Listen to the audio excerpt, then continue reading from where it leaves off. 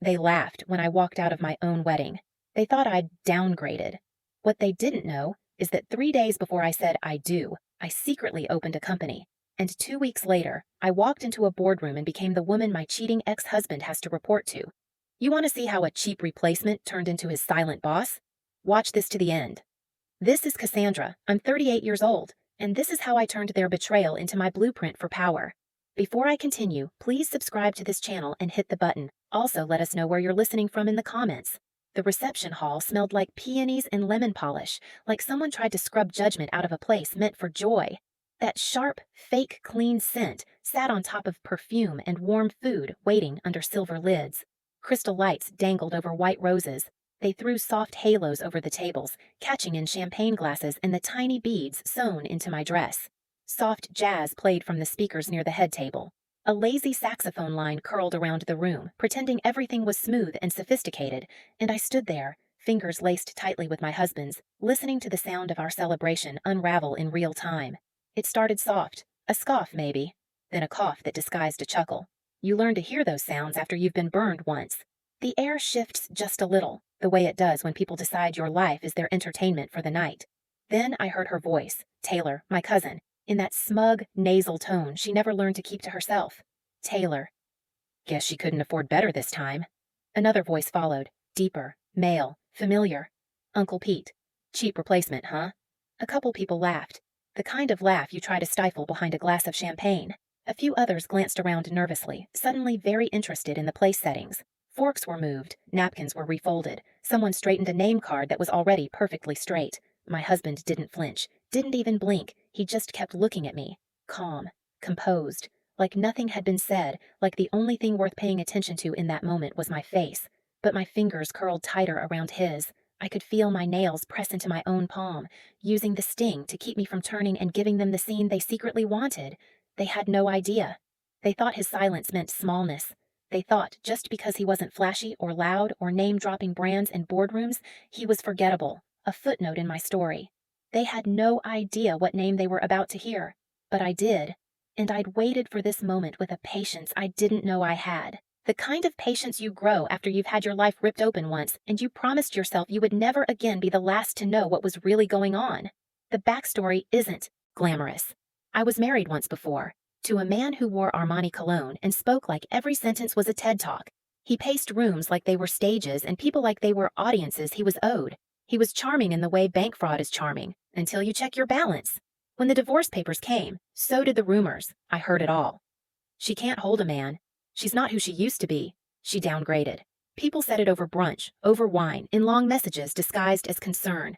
They didn't know I was the one who walked. They didn't know I found the receipts. The ones that led to hotel rooms in Miami and billing statements tied to accounts I didn't know existed. Room service for two. Jewelry from stores I'd never set foot in. They didn't know I sat at the kitchen table at midnight, laptop open, scrolling through transaction after transaction while my heart quietly cracked. They didn't know I gave him a choice, leave quietly or I go public. My voice didn't shake, but my hands did under the table. He left, and I kept everything that mattered. My dignity, my savings, my last name, my ability to look at myself in the mirror without flinching. And eventually, I met Michael. We met at a nonprofit gala in a small town outside Nashville. He wore a gray suit, slightly rumpled at the sleeves, and shoes that looked like they'd been shined by hand. No flashy watch, no designer flex. He listened more than he spoke. I noticed that before I knew his last name, and when he did speak, it was never about himself. Not once. He asked questions and actually waited for the answers. I liked that. We dated for almost 2 years before anyone in my family met him. That was intentional. They judged men by watches and car keys, by how easily a name could be dropped into a conversation. Not character, not stillness, not kindness, not the way a man treats the server bringing his food or the stranger holding the door. So when we finally decided on a quiet winter wedding, just 60 guests, family, and close friends, I knew what to expect. Judgment, whispering, and then that moment. The one I was planning for in silence. The one where their math about my life was finally going to be proven wrong. When the host returned to the mic, the music faded. You could feel the room settle. Napkins folded, phones lowered, posture straightened. Even the kids at the cousins' table went a little quieter without knowing why. I looked at my husband one last time. He gave a small nod. Just a tiny movement, but it said, "I'm here. We know what this is." Host. Ladies and gentlemen, it is my honor to formally introduce the groom. A pause. A breath. You could feel curiosity leaning forward. Host. Michael Everett Harrington. And just like that, the air changed. The laughter stopped. You could hear a fork slip off a plate somewhere in the back. It hit the floor with a small, shocked clatter. A woman 3 tables down whispered, "Wait! Harrington?" Her hand flew to her mouth a second too late, but the word was already hanging in the air. The same name that's on the foundation that funded the Children's Hospital in Memphis. The name on half the commercial buildings downtown. The man behind a half-dozen shell companies that funded scholarships, housing programs, environmental projects across Tennessee. The kind of work my family posted about online without ever wondering who was signing the checks. He never advertised it. He didn't need to. But the people who'd mocked him? They'd signed contracts with his firm, donated to his causes, praised his philanthropy on Facebook without ever knowing it was him. They'd toasted anonymous donors, not realizing they were clinking glasses to the man they'd just called cheap. I watched my uncle turn pale. Taylor dropped her champagne flute. It didn't shatter. Just wobbled against the linen like her pride, a thin ring of gold liquid circling the base. And Michael, he simply reached for my hand again. No speech, no smug grin, just presence. And silence that screamed louder than applause. Be honest, what would you have done in that moment? Comment below. I read every single one. And if this story made you feel anything, don't forget to subscribe for more stories like this. The next one might hit even closer. The thing about silence is, it lingers. Even after the host moved on, even after the applause that followed, polite, confused, awkward, you could feel it. That hollow, stunned quiet that hangs in a room when the lie people were comfortable believing gets replaced by a truth too heavy to carry. No one said anything for a while. No more cheap jokes. No more whispers behind raised wine glasses. I watched faces I'd known since childhood try to rearrange themselves into something polite, something neutral. Like if they could control their expressions, they could erase what they'd already done. Taylor adjusted her shawl 3 times in 1 minute. My uncle kept checking his phone like he'd suddenly remembered he was busy. Even my own mother. She didn't look at me. She just sipped her wine, staring straight ahead, her lips pressed too tight for comfort. And me? I smiled. Not wide, not smug, just steady, because I knew something they didn't. This wasn't just about my husband. This wasn't about reputation or ego. This was about control, about who got to write the story of my life in their heads and pass it around when I wasn't in the room. They thought they knew who I was, that after the divorce I'd become fragile, smaller, easier to dismiss. They didn't see the months I spent alone in that rental apartment, the paint chipping off the baseboards, eating boxed mac and cheese off paper plates because I was too tired to cook and too proud to ask anyone for help. They didn't see me wake up at 4:45 every morning to drive an hour to a job I hated, just to keep my insurance. Didn't see me stand in line at the gas station, counting bills twice before handing them over. Didn't see me hold back tears in the grocery aisle while putting back a carton of blueberries that wasn't on sale. Didn't see me rebuild my credit, one on-time payment at a time. Didn't see me teach myself how to read contracts, highlighting clauses I used to blindly sign. They just saw the end result. Me, standing next to a man they thought wasn't good enough. A man without a loud watch or a flashy car parked out front. A man who didn't feel the need to perform his worth for people who had already decided I had none. But what they didn't know was that I was the one who made the first move. I was the one who asked Michael to coffee. The one who looked him in the eye and said, "I don't care what you have. I care who you are." And I meant it. Back then, I had no idea that what he had could have filled headlines if he wanted it to. All I knew was how I felt when he listened, how safe I felt in the pauses between his words. And now they knew. The meal that followed was strained. You could feel people trying to act normal, like the name they'd just heard wasn't echoing in the back of their minds. Guests picked at herb-roasted chicken and wild rice pilaf while glancing at each other across flickering candlelight.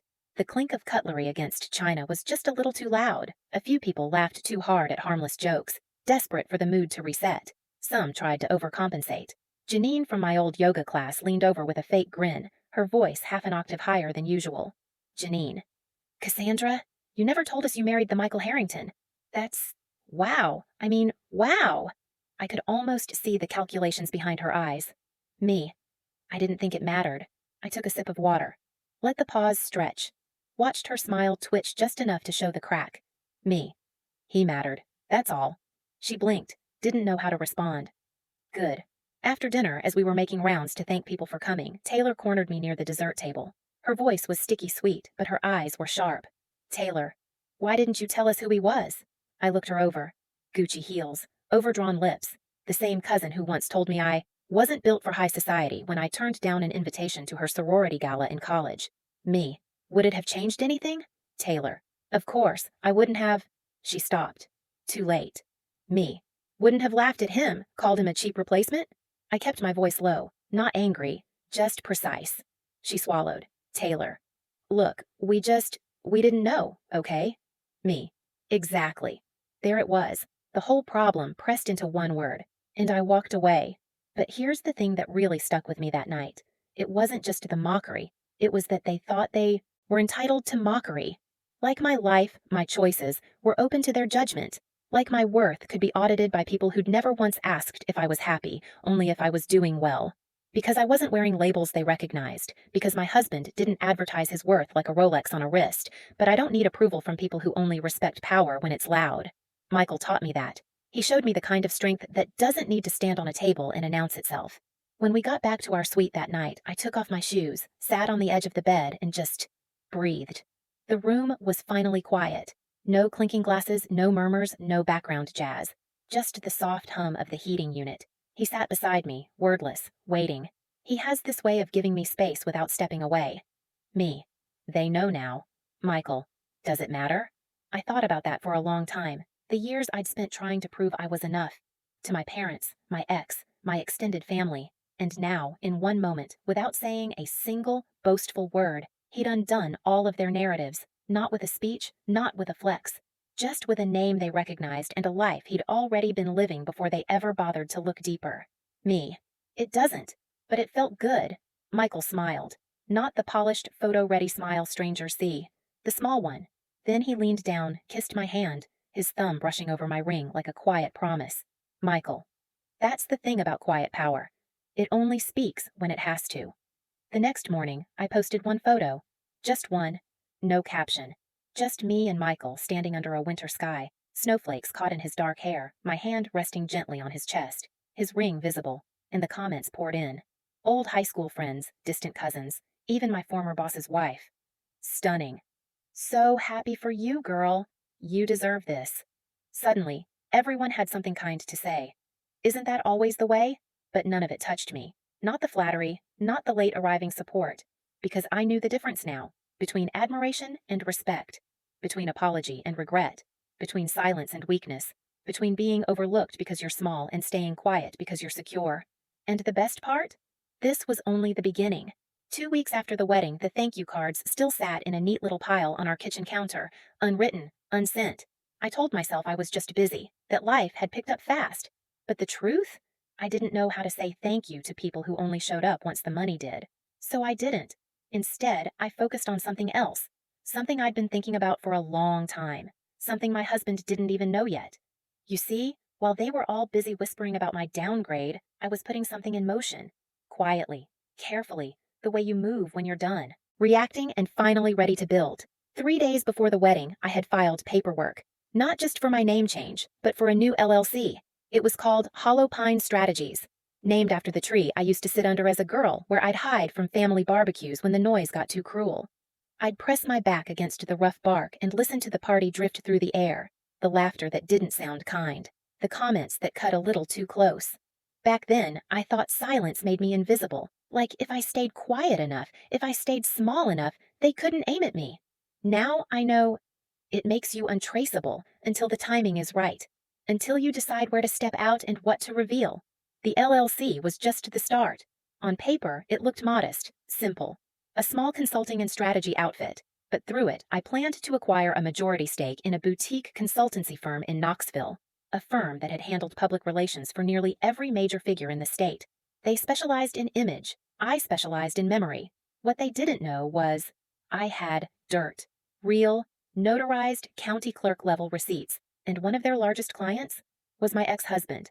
Turns out, when you don't update your passwords and you log into shared tax software after divorce, well, you leave behind breadcrumbs, invoices, duplicate 1099s, Venmo histories that don't line up with declared income, expense write-offs tagged as consulting that looked a lot more like hush money installments when you followed the trail. I didn't use it to ruin him. I didn't need to. Public destruction is loud and messy, and I'd already lived through enough public embarrassment to know I didn't want that again. I used it to become the person he couldn't touch anymore, the person he had to sit across from and negotiate with, the person who would never again be the last to know. When I acquired that firm, quietly through a third party, his team didn't even realize who now had access to every campaign, every contract, every panic-drafted apology statement. They didn't realize it until I showed up at the quarterly strategy meeting. He was already seated at the conference table. Dark suit, arms folded, the same posture he used to take when he wanted me to feel small in our own living room. His face when I walked in? He paled. His jaw tightened. The room went very still. I could feel eyes flicking between us. Computers sat open, screens waiting for slides that suddenly didn't matter. Me. Good to see you again. Him. You. What are you doing here? The swagger in his voice was gone. He sounded like a man who'd just realized the story wasn't his anymore. I sat, placed my folder on the table, crossed one leg over the other. My heel made a soft sound against the polished floor, steady and controlled. Me. Just overseeing my investment. Silence. You could hear the AC hum. You could hear, someone's pen tap once, then stop. Me. Oh, and before we begin, I slid a small envelope across the table, neat, cream-colored, harmless looking. Me. That's your revised contract. You'll notice a few adjustments to the PR retainer terms. Effective immediately. He opened it. His hands shook just enough for me to see. His eyes moved over the pages, line by line. Every clause was ironclad. Every loophole closed. He couldn't leave the firm without triggering a payout penalty. Couldn't launch solo without a non-compete violation. Couldn't quietly swap to a rival without tripping breach conditions that would cost him more than his pride. And every move would now pass through me.